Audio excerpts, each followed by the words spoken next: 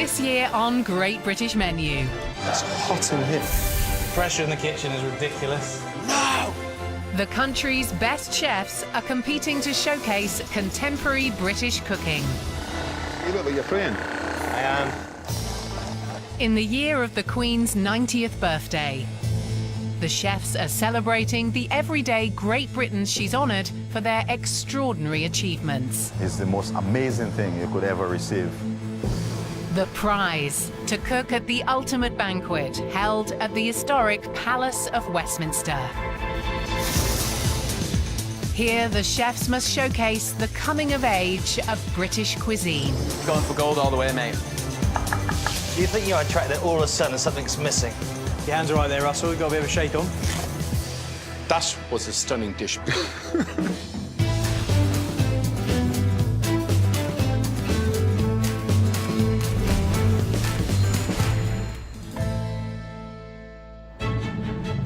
This year, the chefs have travelled the country to meet everyday Great Britons recognised for their remarkable endeavours and commitment to their communities. Pay attention, it's your turn next. I'm trying to keep up with the speed. Since her coronation in 1953, the Queen has honoured thousands of people. This is the Queen's Gallantry Medal. That makes it super special. Future generations will look back and say, oh yeah, I was lucky enough to get an MBE and meet the Queen. Inspired by these Great Britons, the chefs must represent the transformation of British food during the Queen's reign. Looks fantastic. And produce a lasting legacy to this new Elizabethan age. I think you'll get through, yeah. Cheers to that. Cheers. This week, competing for London and the South East are Marcus Waring's protégé, Mark Freudenlund, who crashed out of the competition early last year, failing to cook for the judges. I'm back again this year. I don't want to let myself down. I've got a point to prove and I've got the menu to do it. The Michelin-starred returner faces tough competition in two resolute newcomers. Russell Bateman, a classically trained chef who's chasing a Michelin star. So I've worked in some fantastic restaurants at the top level, and I'm here to show people what I can do and who I am on a plate.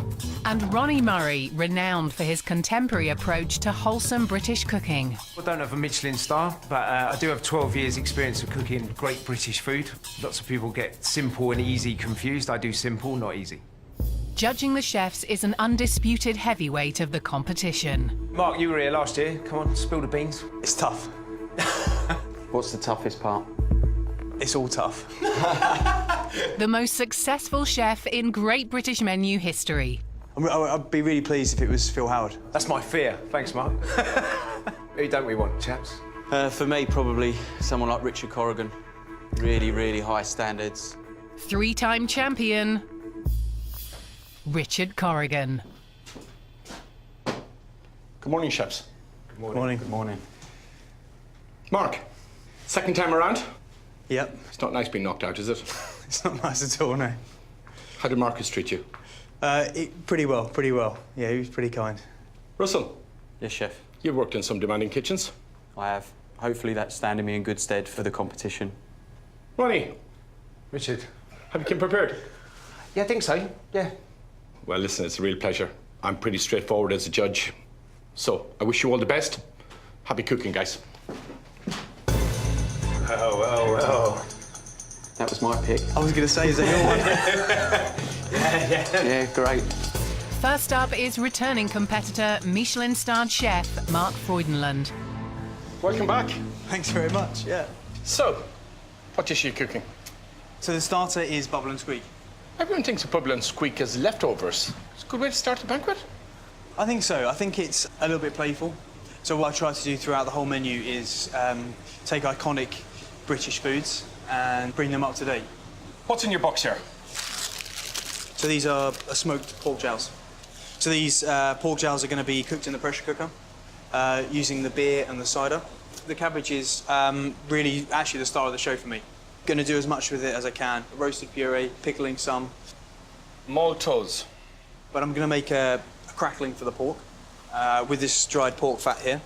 And then a little bit of the caramel, sweeter than normal sugar, so it really should be getting a sort of honey roasted pork flavour from it. Good. And you've chili here as well. Yeah.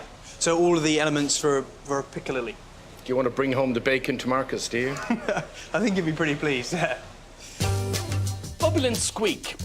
Sounds a bit traditional for me, but it's a dish that could bring a lot of happiness. Or it's a dish that could absolutely fall flat. Next up is Russell Bateman with an unconventional combination of ingredients. Morning, Chef. How are you? I'm very good, thank you. What's the title of your dish? From humble beginnings. So this dish, for me, signifies the great Britons that Queen Elizabeth has honoured during her reign. The ordinary, everyday heroes of Great Britain. And I wanted to give them something that they could recognise, but I wanted to take it to another level. So I'm going to be using some beautiful Cumberland sausages. I'm going to do two things. I'm going to make a broth, and I'm going to make some little sausage balls for texture. And then I'm going to make my own brown sauce. I like my sausages grilled. With a bit of brown sauce. Do you want to score lots of points? Forget about the rest, yeah? Save that on the side.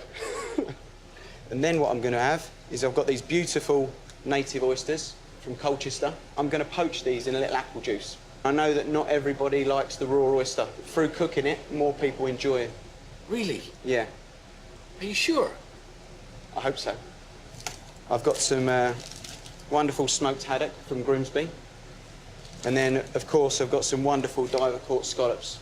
So the broth is going to be used to tie all these ingredients together. So this is a soup you're doing, more or less? Yeah. Well, I wish you the best. Thank you, Chef. If Russell gets this dish spot on, I know, as a cook, it's going to taste great.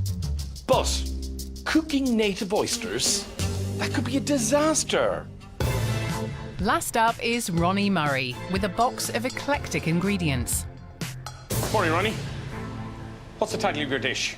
The title of this dish is mock rook pie with brown sauce gravy. So you're taking a take on history here, Ronnie, are you? Yeah, so kind of the theme for the whole menu is looking at quite historic dishes. So traditionally a rook pie would have been almost like a pork pie. So I wanted to lighten it up and then maybe use a bit of a shepherd's pie influence in there as well. And where's the rook? You can't shoot rook commercially, so I've turned to the pigeon as a close comparison, hence the mock in the title.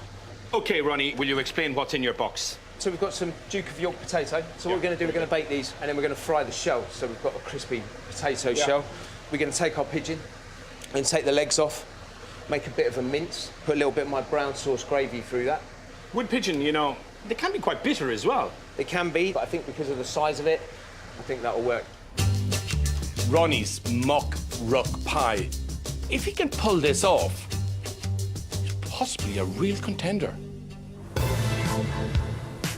As the chefs start cooking, it's Richard who's uppermost in their minds. How do you feel about cooking for Richard and his standards?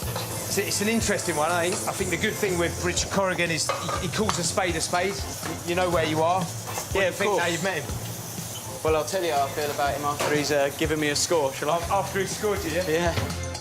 Having earned just 5 for his starter last year, Mark wants to redeem himself with a contemporary spin on Bubble and Squeak, a dish popular in the 50s when the Queen came to the throne. Last year for me, really hard.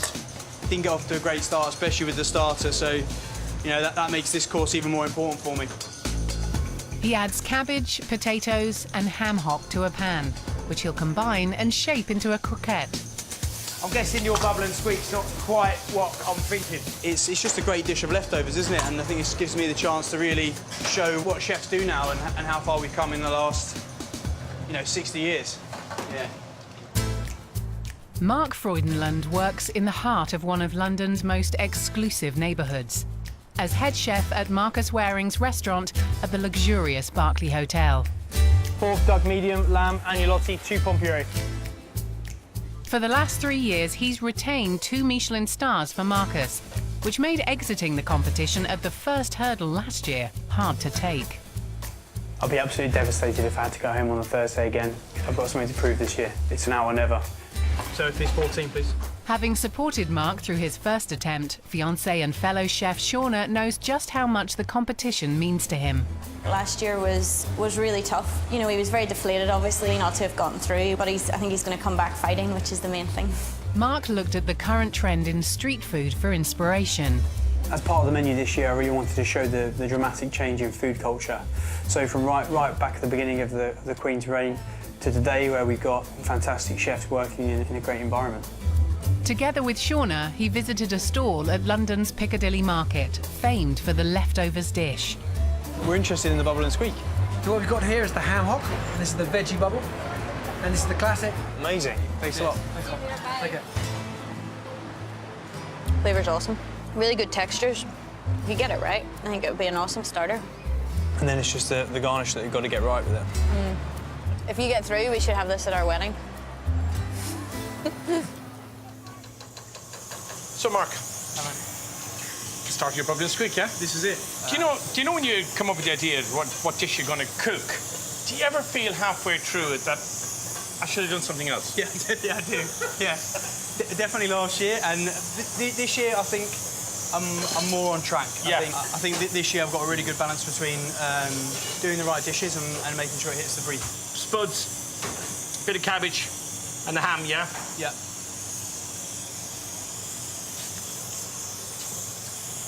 Lots of good flavours there, I have to say, you know what I mean, really? Okay, listen, happy cooking. Thank you.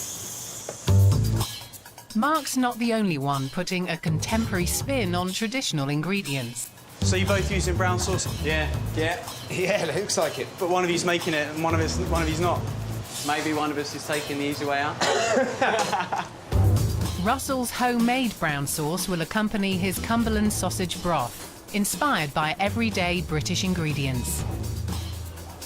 Two of his seafood elements, scallop and smoked haddock, will be plated raw, then lightly cooked when the hot broth is added.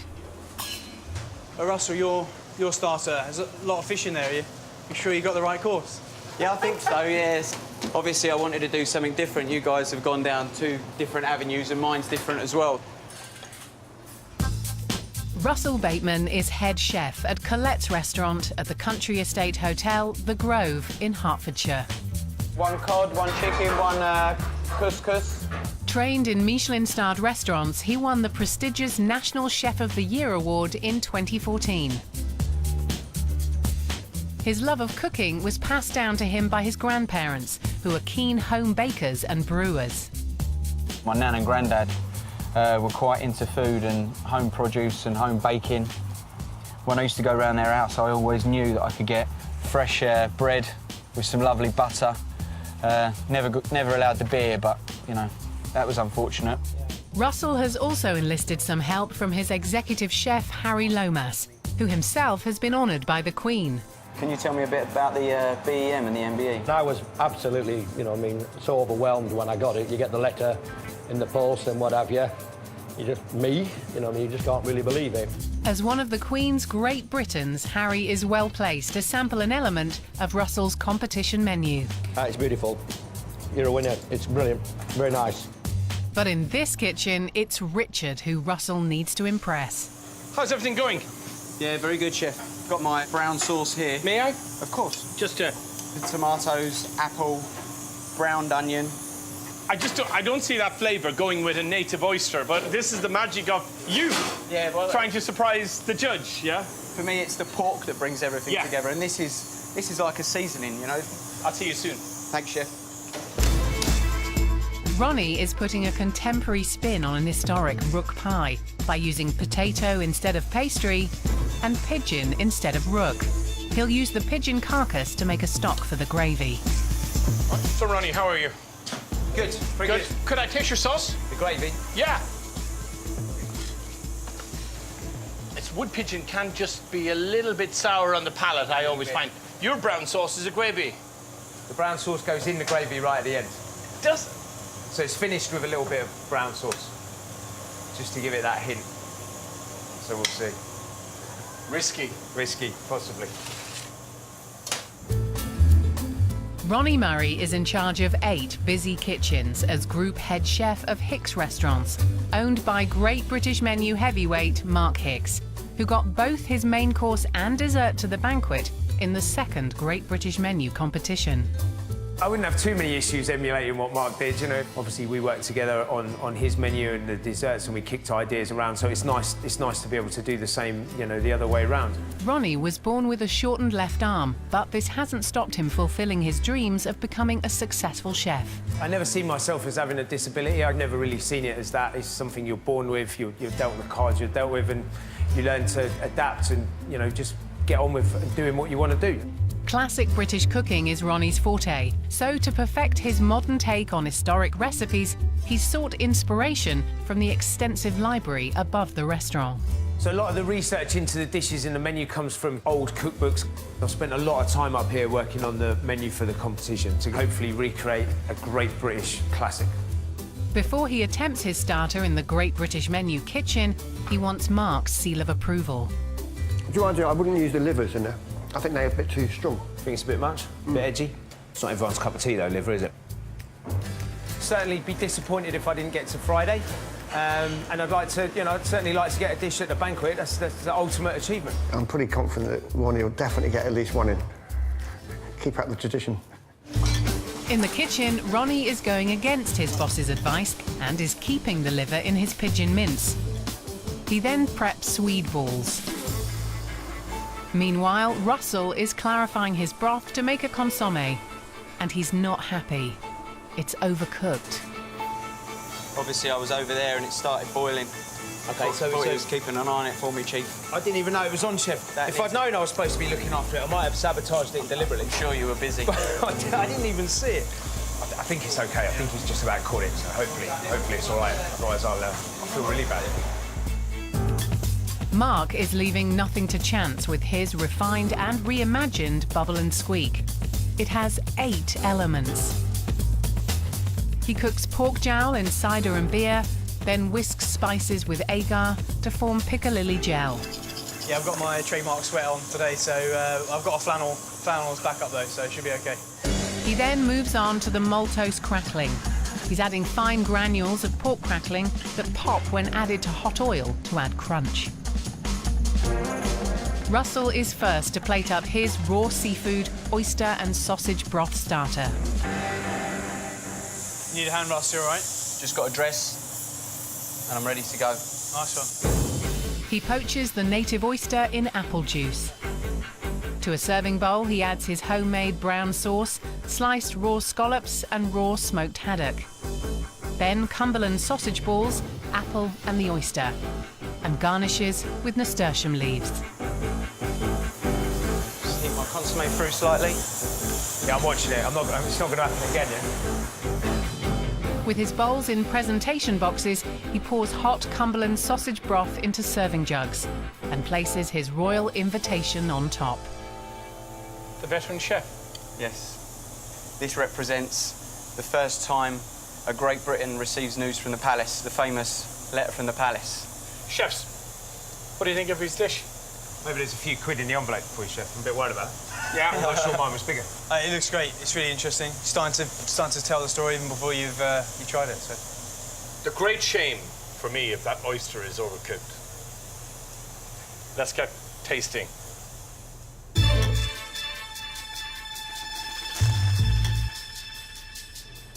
So the consommé is there to cook all the raw elements. This is the oyster, the native oyster. The native oyster.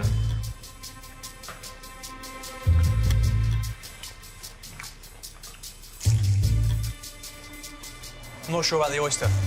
For me, I always prefer oysters raw. The scallop? I think the scallop does exactly what I want it to do. That's worked really well. It's worked well, yeah. Do you think there's saltiness in the broth you've made? I know that it's high, but I think I needed that to season the scallop once it was cooked. Obviously, Russell was worried about that consommé. I think for me, a consommé should be a little bit clearer. I think this is more of a broth. A lot of effort going into making the brown sauce. Yeah. Do you think it was worth it? I do think it was worth it, yeah. I wonder if that brown sauce is starting to get a bit lost.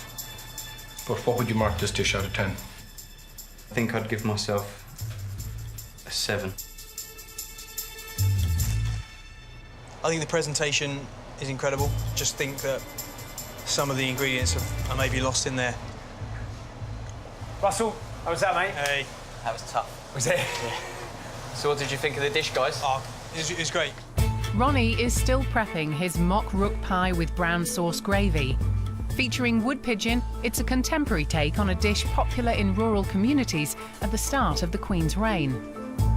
He scoops out the centre of the baked potatoes, then deep fries the skins. The shop-bought brown sauce goes into his gravy and simmers. How are you getting on? I'm a little bit nervous, to be fair. Next, he spoons minced pigeon and confit pigeon leg into the potato skin. He drizzles it with game gravy and tops with piped mashed potato. The pigeon breast goes into the pan. You all right, Ron? Do you need something? Only these pigeon breasts cook in about 5 minutes, though. He then finishes the root vegetables in butter. The brown sauce game gravy is served in jugs. Finally, he tops the baked potato with sliced pigeon breast and places into a vintage serving bowl with the root vegetables. Very honest type of food this man cooks, boys. What do you think? Absolutely. I think you can see it's gonna be hearty and delicious. OK, come on, let's taste it. Let's go. I think if I saw mock rook pie on the menu, I'd expect to see something with a bit of pastry, something that's a bit more like a pie.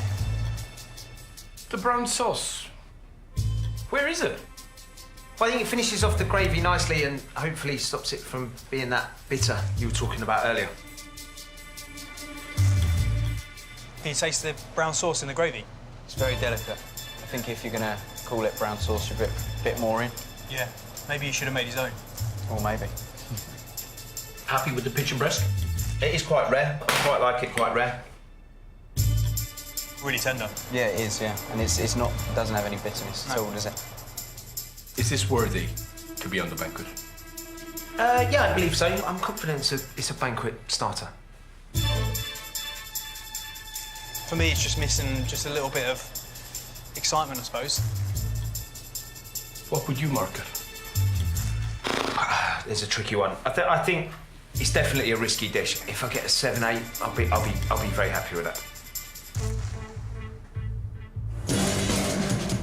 Mark is last to plate up his Bubble and Squeak, a contemporary spin on the traditional British home-cooked dish. All right, Ronnie. Chaps. How did that go, mate? You don't know, do you? No, You really don't know. Poker face. Very tidy over there. I'm sure you've got enough to do. Mark starts by slicing the Bubble and Squeak croquette. Look, I'll get in there. Look, hang on. Mop your brow a bit, quick. Right? To a serving plate, he adds cabbage puree, sliced croquette, pork jowl with a deep-fried cabbage garnish, pickled cabbage and piccalilli gel. That's not how my mum's looked. Next, he adds chunks of pickled cauliflower, pickled cucumber, shredded spring onion and set powder. What, eh? This is the Maltose crackling, sort of a honey roast pork flavour. And finally, a drizzle of cooking juice from the pork jowl. So, a million miles away from your style. It's not the way I would do Bubble and Squeak, but it looks fantastic. Pretty food can fail. It's all about the flavour.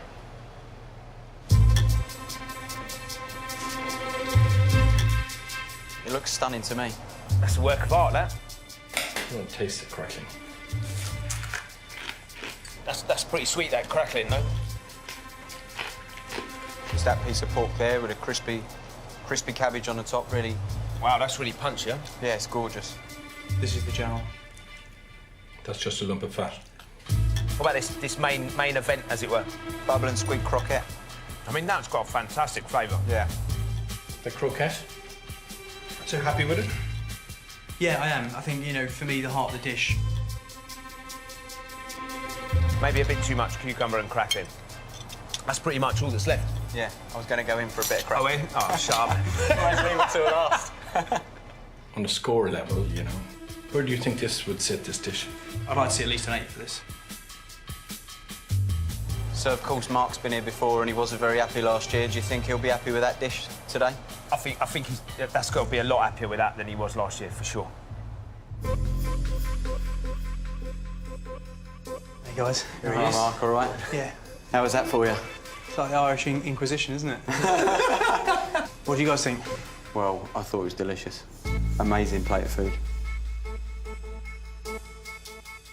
So do you think we've seen some high scores today for the starter? I think we should have, yeah. Let's hope so.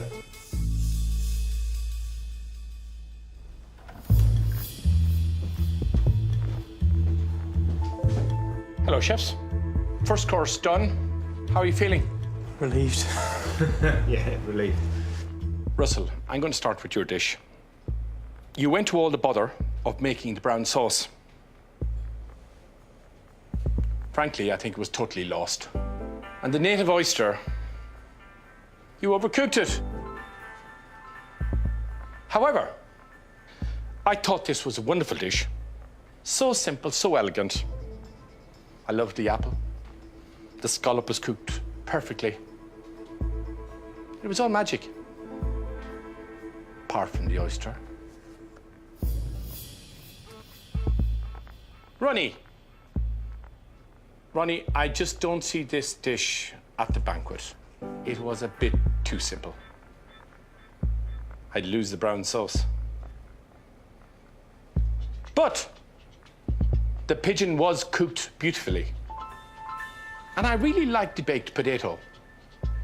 Just reminded me how good something so simple can be. Mark, you served up an elegant, beautifully presented, and a well-crafted dish. I did like the potato and ham croquette. It was delicious. That and the sweet piccalilli, it was pure magic. But, personally, I thought the crackling was too sweet. I think the dish needed a little bit more earthiness. And I thought it was slightly more of a main course than a starter. A little bit too heavy. Right, to the scores. Ronnie, I'm going to start with you. I'm going to score your dish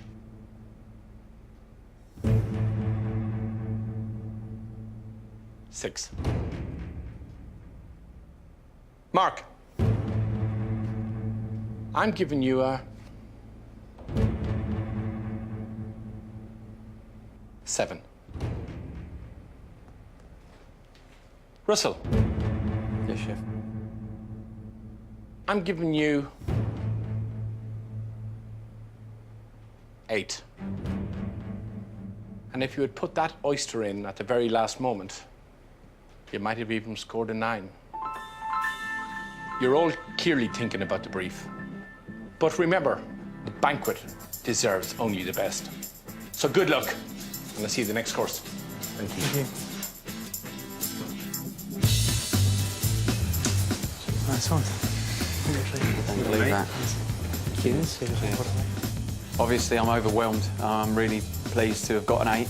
Early lead, Russell. Well done. Yeah, it's only the beginning, though. Yeah. I would have liked to see one more point on that. My starter's always been my weakest dish. There's nothing between us, really, is there? Let's be honest. Obviously, yeah, finishing at the back of the pack, the low score today. Yeah, not an ideal start. Look forward to the fish course, I think. Yeah. Game on.